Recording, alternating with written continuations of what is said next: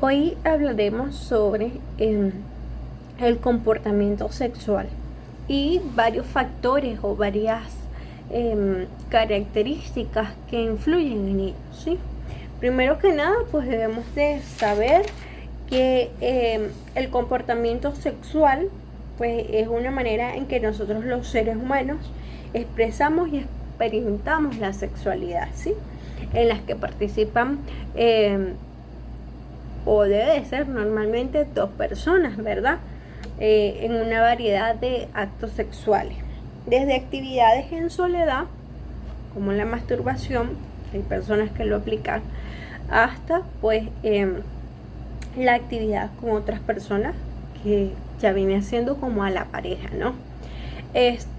Además de eso, pues da como resultado usualmente pues la excitación y el cambio fisiológico, unos más pronunciados y otros más sutiles.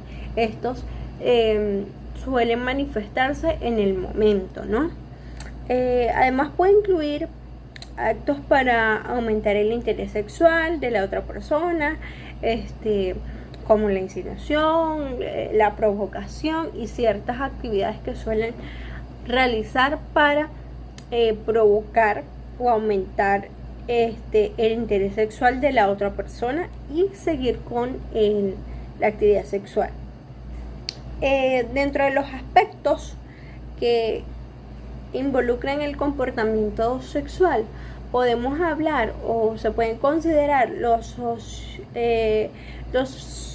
sociológicos, los cognitivos, los emocionales, los conductuales y los biológicos. Claramente pues las emocionales, las ciertas emociones que se suelen manifestar, que suelen sentir los individuos en el momento, los biológicos, cuando hablamos de toda la parte hormonal, de toda esa parte que influye y que es como un proceso que pasa en cada cuerpo del ser humano o del individuo que está pidiendo el acto, ¿sí? Y bueno, esos son los aspectos, ¿verdad? En cuanto a la etiología, que es el estudio de la causa, ¿verdad? Esta etiología del comportamiento sexual pues busca estudiar la evolución en el ser humano, en el caso o relacionado al comportamiento sexual, ¿sí? Explorando factores como la genética, la biología, la psicología, la cultura y la antropología, y cómo estos aspectos influyen en el comportamiento sexual, para así poder entender la raíz de los comportamientos de los seres humanos. Dentro de las investigaciones, pues se ha demostrado que las experiencias tempranas en la infancia y en la adolescencia tienen mucho que ver en el comportamiento sexual ya cuando uno es adulto, ¿no? Y esto es un tema tan amplio que esto va desde tu entorno, ¿verdad? En la infancia, en la adolescencia, y cómo esto marca inconscientemente o conscientemente un antes y un después para nuestro comportamiento sexual cuando ya toque la etapa de aplicarlo en nuestras vidas, ¿verdad?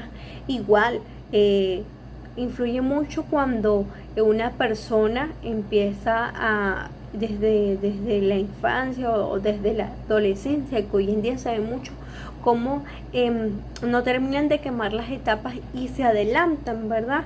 Muchas veces las niñas, las adolescentes, a vivir estos comportamientos, a vivir estas relaciones sexuales y todo esto, y esto influye en su cuerpo, influye en la parte psicológica, influye en tantos factores, ¿verdad? También se podría decir que pues esta etiología pues puede tener implicaciones con las prácticas sexuales de riesgo, las tendencias de violencia sexual, sí, porque esta parte se encarga de estudiar o de investigar todas estas causas, y es algo que que ahorita se ve mucho, ¿verdad?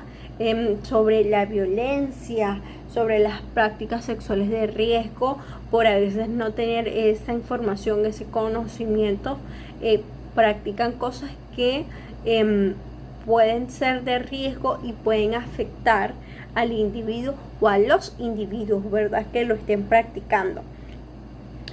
También pues encontrando vínculos sobre el maltrato sexual infantil, que es algo que también se ve mucho, el maltrato sexual hacia las mujeres, las violaciones y el desarrollo de problemas psicológicos, que era lo que mencionaba anteriormente, de cómo pues esto se ve involucrado, la parte psicológica también se ve involucrado por estos comportamientos o por estas experiencias también a temprana edad.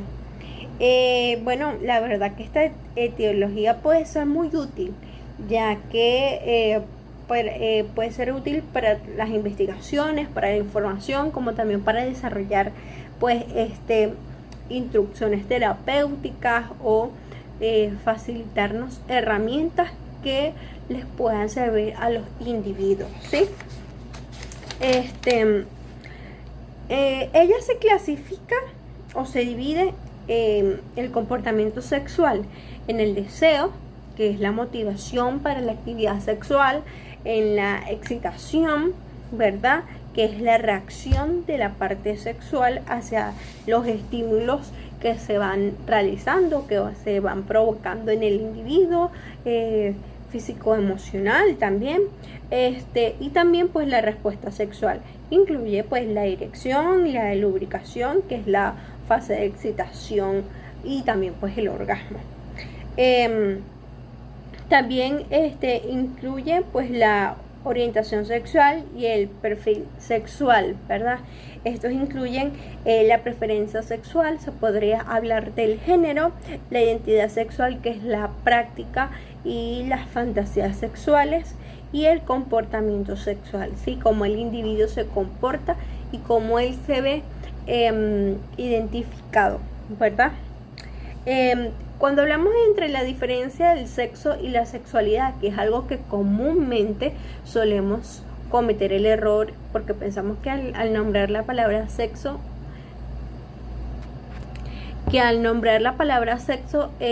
estamos haciendo referencia al acto, y no es así. La palabra sexo hace referencia al género, al hombre, a la mujer, a macho, hembra, en el caso de los animales, ¿sí? Ya cuando hablamos de la sexualidad, sí es de los comportamientos sexuales, ¿sí?, de las relaciones sexuales, de la intimidad.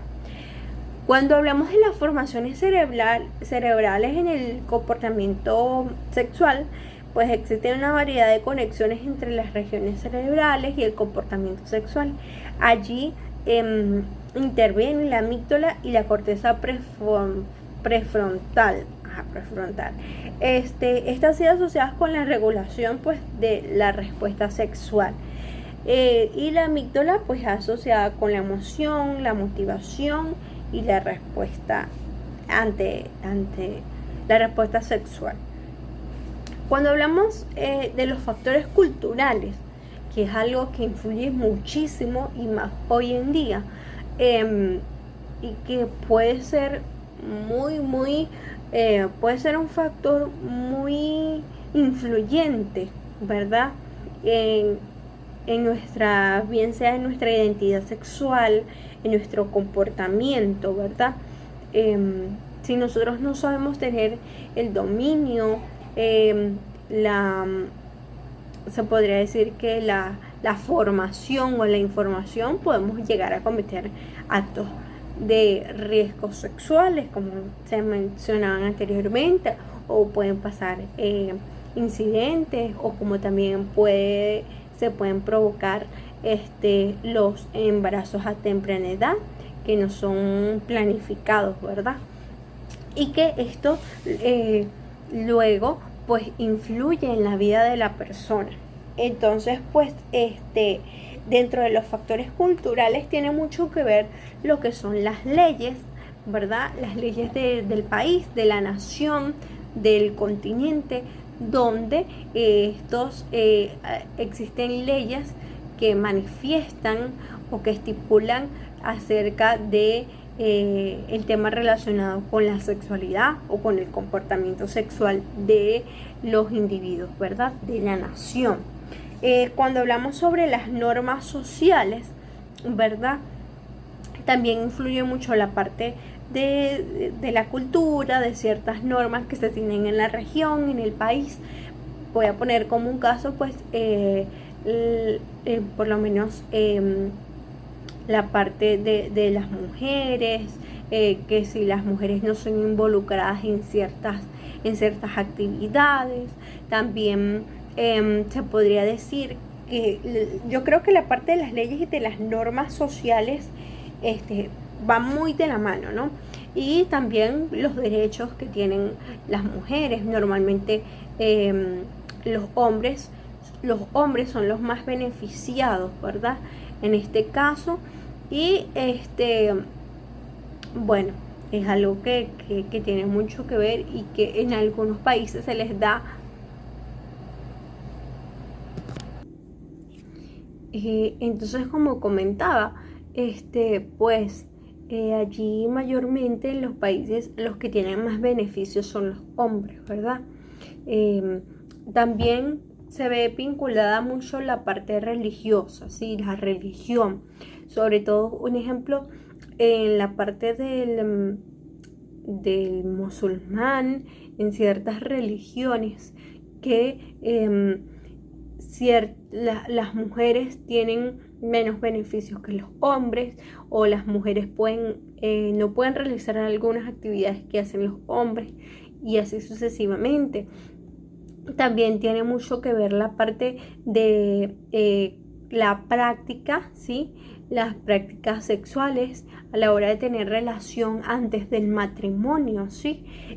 Cómo se ve como algo inmoral, se podría decir, la práctica sexual antes del matrimonio. Hay unas religiones donde se ve como un error o como una falla gravemente que la mujer lo haga, pero el hombre libremente lo puede realizar. Así pasa, que el hombre puede tener diferentes relaciones, personas, mujeres, ¿verdad?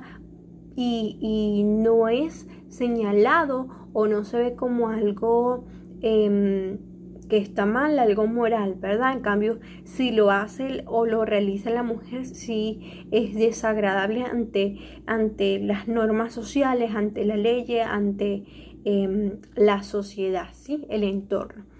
Incluso el entorno familiar, ¿sí? Entonces, eso también influye, ¿verdad? Esos factores culturales. Cuando hablamos el comportamiento sexual y de la relación y de esa relación que tiene con la agresión, es un tema muy delicado y que a veces pasa por desapercibido, pero es algo que debemos de darle la importancia y la información y la formación, ¿verdad? Porque muchas veces no sabemos cómo, muchas veces pues no, cuando sucede, cuando a ciertas personas le suceden o pasan por esa parte de agresión, puede causarle un choque psicológico, un choque emocional, creando un antes y un después en la vida del individuo, de la víctima, ¿verdad? Y también en la parte de denunciar, de manifestar, de aplicar las leyes para ese agresor, ¿verdad? Es allí donde hablamos de la agresión física. Se dice que la agresión física es pues donde hay maltratos o golpes, ¿verdad? Hacia la víctima, pero que existe la agresión sexual, ¿verdad? Y existe la agresión sexual sin contacto y con contacto. La agresión sexual sin contacto pues involucra conductas sexuales invasivas o excitantes, ¿verdad? Que son orientadas sexualmente, pero que no implican un contacto físico. Por el contrario, la agresión sexual con contacto, pues es una agresión física con golpes, ¿verdad? Acompañada de una motivación sexual, ¿sí? Y pues esto le suele suceder mucho más que todo, o las más expuestas a esto son las mujeres. Cuando hablamos a la hora de los trastornos sexuales, estos se clasifican en las difusiones sexuales, ¿verdad? Que es la dificultad persistente para tener una respuesta sexual. Muchas veces esta también se deben a enfermedades, pero que entran dentro de la parte de los trastornos, ¿verdad? Eso es como la inapetencia sexual, ¿verdad? Que no apetece, o también el rechazo sexual, que son muy parecidas, pero que tienen su diferencia. También como el vaginismo, que es cuando mayormente a la mujer le duele para tener pues relaciones. Pues también podemos encontrar dentro de eso la eyaculación precoz, ¿verdad? Y también otra parte en la que podemos clasificar, que es en el parafilia, que es el comportamiento sexual donde el placer va más allá de las relaciones convencionales que entran de lo normal.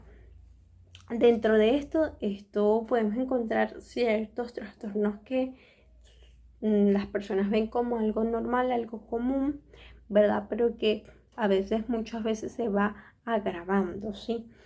Podemos hablar sobre entre ellas se encuentra, mejor dicho, el fetichismo, que es la fantasía sexual recurrente, implícita, ligada al uso de objetos, ¿verdad?